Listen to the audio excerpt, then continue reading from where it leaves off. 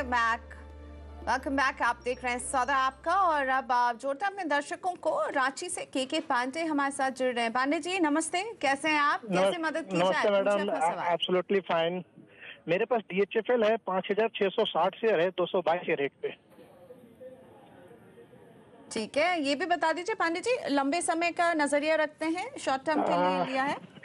Ma'am 1 year hold कर सकता हूँ। ठीक है, अभी तो लॉस हो रहा है। चलिए समझते हैं क्या स्ट्रैटेजी हो आपकी। 222 222 की बाइंग है दीवान हाउसिंग में पांडे जी की। क्या करने की सलाह होगी? कैसा दिख रहा है इसका टेक्निकल चार्ट? मुझे लगता है अब होल्ड करना चाहिए। इतना होल्ड किया है इसलिए क्योंकि लगता है जो रोड लो हमने देखा है रिसेंटली कुछ 100 के आसपास, वो लगता है बॉटम आउट हो चुका। हाँ, वक्त लग सकता है लेकिन इनकी कॉस्ट मिल सकती है। इनको ऐड करने की सलाह नहीं देता, लेकिन यस होल्ड कर सकते हैं। ओके, और अब अगले सवाल को हम शामिल करेंगे। मेरे साथ जुड़े हैं पुणे से आदित्य। आदित्य जी स्वागत है आपका। Good morning. बताइए किस शेयर पर आप बैठे हुए हैं? मेरे पास जेट एयरवेज के 200 शेयर्स हैं 282 के प्राइस पे। ओके ओके, तो आपके पास वो शेयर है जो काफ़ी अभी खबरों में बना हुआ है, और आज भी काफ़ी डेवलपमेंट्स इसमें होने वाली है। लेंडर्स की एक मीटिंग भी इस पर होने वाली है। जेट एयरवेज लॉस पे तो बैठे ही में आदित्य। प्रकाश जी आप अभी क्या करेंगे? क्योंकि हम देख रहे हैं हर दिन कुछ ना कुछ खबरें निकल कर आ रही है। आज एक लेंडर्स की मीट पर भी नजरें रहेंगी, आज दिल्ली में ही हो रही है ये मीटिंग। जेट एयरवेज केवल आदित्य नहीं, वो तमाम लोग जिनके पास होंगे जेट एयरवेज, उनके लिए भी आप क्या सलाह देंगे?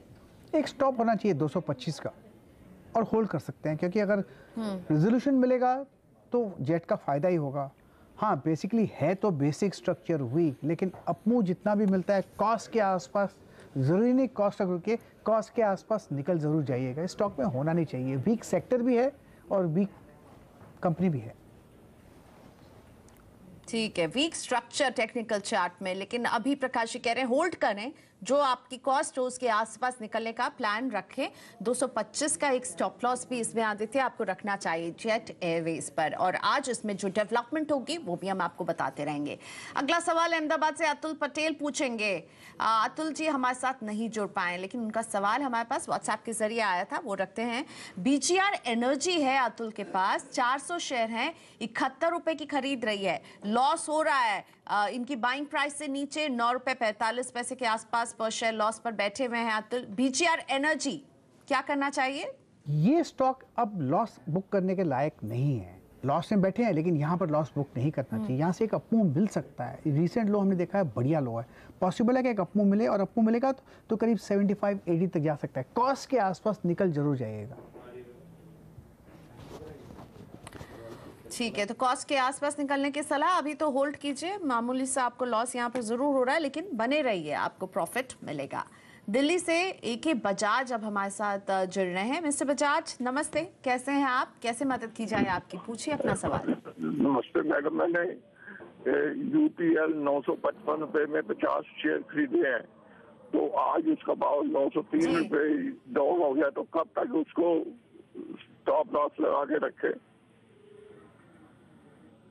ठीक है, चलिए आपके वो रणनीति देंगे प्रकाश जी। प्रकाश जी अभी तो बजाज साहब जो है लॉस कर रहे हैं यहाँ पर। UPL में स्टॉप लॉस कहाँ रखना चाहिए, कहाँ पर एग्जिट लें? वेल एक्चुअली इनका शॉर्ट टर्म का नजरिया था, जिस दिन लॉस चले गए उसी दिन निकल जाना चाहिए था। अब नहीं निकले हैं तो इनको स्टॉप लॉस की जरूरत है कह रहे हैं, तो इनको 895 का स्टॉप लगाना चाहिए। लेकिन अगर इनका नजरिया लंबा है तो मेरे ख्याल से होल्ड ही करना चाहिए, घबराना नहीं चाहिए। बढ़िया कंपनी, यहाँ बहुत दौड़ा है इसलिए आपको लगता है लॉस है, लेकिन होल्ड करना चाहिए। ठीक है, तो बजाज जी जब इतने समय आपने दिया है तो और रुकिए। अभी प्रकाश जी कह रहे हैं अभी मत निकलने की सोचिए, इसको होल्ड कीजिए UPL को। अगला सवाल लकी अग्रवाल का शामिल करते हैं, ग्वालियर से हैं, और ये जानना चाहते हैं दिलीप बिल्डकॉन में क्या करें, क्या हो रणनीति। 1000 शेयर हैं दिलीप बिल्डकॉन के इनके पास, 835 की खरीद रही है। बहुत ज्यादा लॉस हो रहा है दिलीप बिल्डकॉन में, अब क्या करना चाहिए? लकी जो इतने लकी साबित नहीं हो रहे हैं, अभी तो लॉस में बैठे हैं। एक्चुअली बहुत लकी हैं क्योंकि 330 भी देखा था इन्होंने, और उसके बाद जो अपू मिला है बहुत नसीब वाले, लकी है, बहुत ही लकी है। मेरे ख्याल से यहाँ पर रेसिस्टेंस दिलीप बिल्डकॉन में 760 के आसपास है। और यहाँ पर इनको एक अभी स्टॉप लगाना चाहिए, वो होना चाहिए 600 के नीचे 595 का। अगर 595 ब्रेक हो जाता है तो ये लॉस बुक कर ले, अदरवाइज होल्ड कीजिए और कॉस्ट के आसपास निकल जाएं। ठीक है, 595 आपको वॉच करना है और बिल्कुल में अभी तो आपको होल्ड की सलाह है, लेकिन 595 को वॉच कीजिएगा, ये क्रूशियल लेवल है। डायग्नोस्टिक कंपनी मेट्रोपोलिस का आईपीओ खुला हुआ है, ये इशू कल बंद होगा। हम जानने की कोशिश कर रहे हैं कि इसमें निवेश करना फायदेमंद होगा या नहीं। इशू पर ज्यादा बात करते हैं, मेरे साथ आशीष जुड़ रहे हैं। आशीष, मेट्रोपोलिस के आईपीओ को लेकर कैसा दिख रहा है आपको? पहले तो बेसिक डिटेल समझा देता हूं। जैसे आपने कहा कल बंद होने वाला, और अब तक तो काफी म्यूटेड, काफी ठंडा रिस्पांस इस आईपीओ को मिला है। और जो प्राइस बैंड है, ध्यान रखें, 877 से 880 रुपए का है। कुल मिलाकर 1.4 करोड़ शेयर्स ऑन ऑफर हैं, यानी कि एक कंपनी आईपीओ के जरिए 1200 से 1204 करोड़ रुपए जुटाने की योजना बना रही है। और जैसे आपने शुरुआत में कहा, एक डायग्नोस्टिक कंपनी, तो ये आसान शब्दों में पेशेंट टेस्ट वगैरह, स्क्रीनिंग, लेबोरेटरी टेस्ट और प्रोफाइल्स के लिए जानी जाती है। और देश की दूसरी सबसे बड़ी है, डॉक्टर लाल पैथलैब सबसे बड़ी है, और उसके बाद रेवेन्यूज के हिसाब से ये मेट्रोपोलिस हेल्थ केयर दूसरे नंबर पर खड़ी हुई है। और ये जो पैसा जुटाने के लिए आईपीओ आया है, ये कंपनी में इन्फ्यूज नहीं होगा पैसा, ये ध्यान रखें। ये ऑफर फॉर सेल है प्रमोटर्स के द्वारा, और एक पी इन्वेस्टर था कार्लाइल, उसके द्वारा। तो जो कुल मिलाकर जितना 1200 करोड़ रुपए है, उसका 46% प्रमोटर्स का ओएफएस है और 54% कार्लाइल अपना स्टेक रिड्यूस कर रही है। तो वो हिस्सेदारी जो है प्रमोटर होल्डिंग की और कार्लाइल की आपकी स्क्रीन पर आएगी। प्रमोटर्स का आईपीओ के बाद जो स्टेक रिड्यूस होकर 55% पहुंचेगा, और कार्लाइल जो पी इन्वेस्टर था, 3.5 साल पहले आया था इस कंपनी में, वो अपना हिस्सा जो है आधा रिड्यूस कर रहा है। तो ये जेनरिक डिटेल्स आईपीओ को लेकर। आशीष, जरा पेयर कंपैरिजन भी बताइए, और भी डायग्नोस्टिक कंपनियां हैं इस क्षेत्र में, उसके मुकाबले मेट्रोपोलिस आपको कैसी दिख रही है? मेट्रोपोलिस के दो पीयर्स है, एक तो जिसका नाम मैंने ले लिया डॉक्टर लाल पैथलैब, जो इससे बड़ी है, और दूसरी है थायरोकेयर। ये 3 अब लिस्टेड डायग्नोस्टिक कंपनीज बाजार में। कंपैरिजन आप लोग की स्क्रीन पर आएगा। 9 मंथ के रेवेन्यूज के लिहाज से ये एकदम एग्जैक्टली इन बिटवीन नजर आएगी आपको, डॉक्टर लाल और थायरोकेयर के बीचों बीच।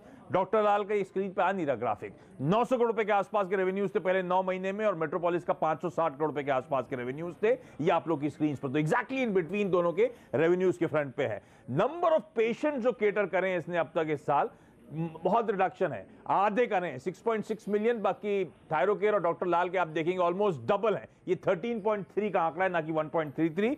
तो इस तरह से बस यहां पे एक इशू है, अदरवाइज इस कंपनी के रियलाइजेशन बहुत तगड़े हैं।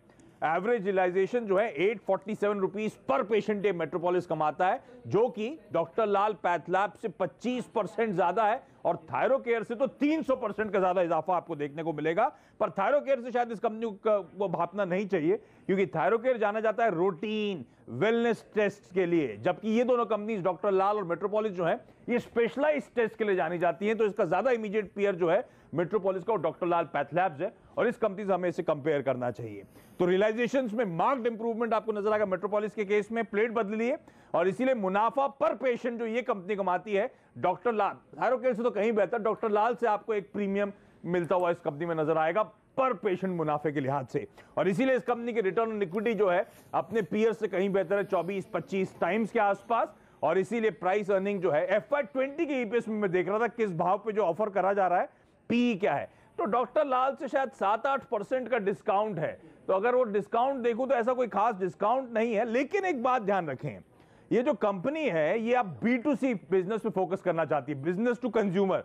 तो इसका मतलब होगा ये रियलाइजेशंस और इंप्रूव होंगे, मार्जिन्स पर मेट्रोपोलिस के इंप्रूवमेंट देखने को मिलेगा यहां से, और साथ साथ ये अपने टच पॉइंट्स बढ़ा रही है। तो मैंने जो कहा था नंबर ऑफ पेशेंट्स आधे हैं जो डॉक्टर लाल और थायरोकेयर के कंपैरिजन में, तो टच पॉइंट्स बढ़ेंगे तो नंबर ऑफ पेशेंट्स आपको बढ़ते हुए नजर आएंगे, और शायद ब्रोकरेजेस उसी पर दाव लगा रही हैं।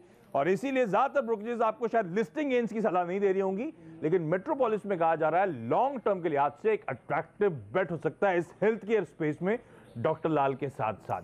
तो आगे मोमेंटम शायद स्ट्रॉन्ग गेन हो, और इसलिए ब्रोकरेज व्यूज अगर स्क्रीन पर आ सके तो ज्यादातर सारी ब्रोकरेज कह रही हैं लॉन्ग टर्म के लिहाज से इस आईपीओ में आप चाहें तो सब्सक्राइब करें।